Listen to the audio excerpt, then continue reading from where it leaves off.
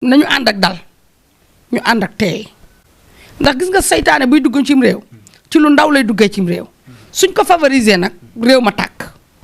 te suñu réew mii waruñoo ñaan yàlla mu tàkk Ousmane Sonko na dem wuyu ji ndax gis nga bu nguur kenn du xëccoog moom xam nga li nga bëgg xam nga li nga nar xam nga li ci sa xol fas ko ci sa xol te ñi nga xamante ni ñoom nga jiital nga xam ne lu yëngu ñu jóg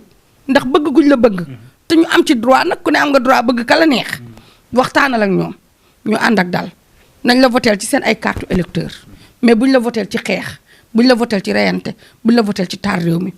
ndax suñu taalee réew mi taaluñu lenn seen bopp lañ taal ku nekk gis na crise bi am partout dans le monde crise mondiale la mais Sénégal gis nga ni mu méttee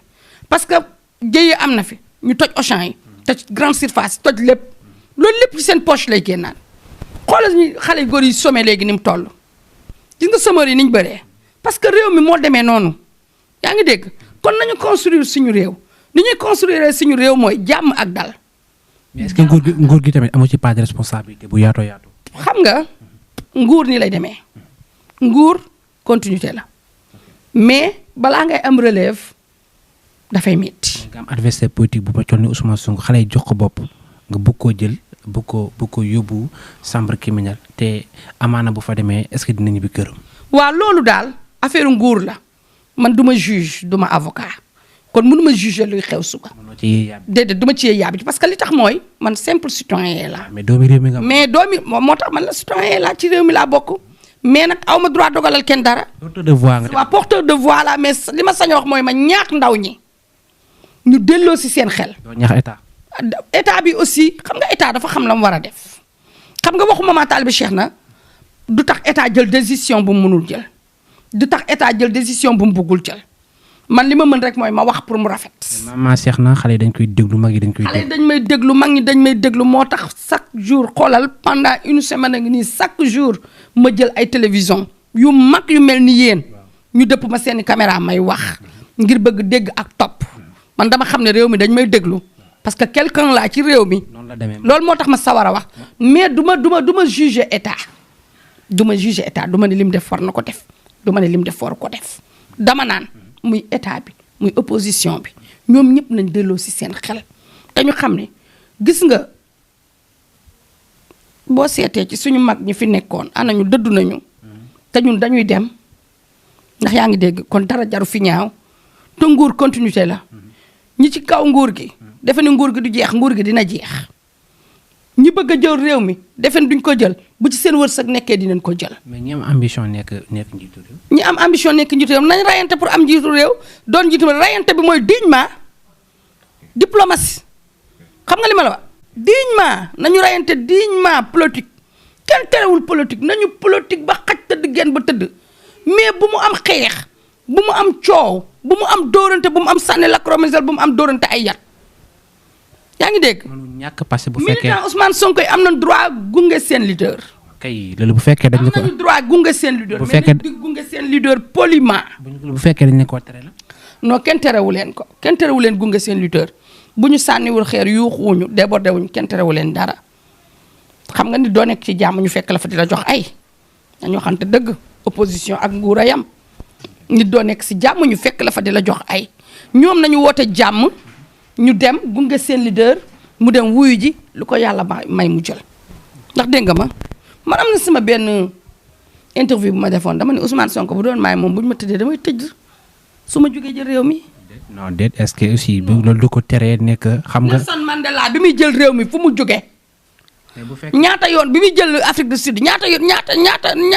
fu mu jógee. ñaata at la tëdd. parce que ambition li nga xam mooy taxawaay Ousmane Sonko changer réew mi da ko bëgg def daar bëggul xaar moom. waaw gis nga bu ko bëggee daar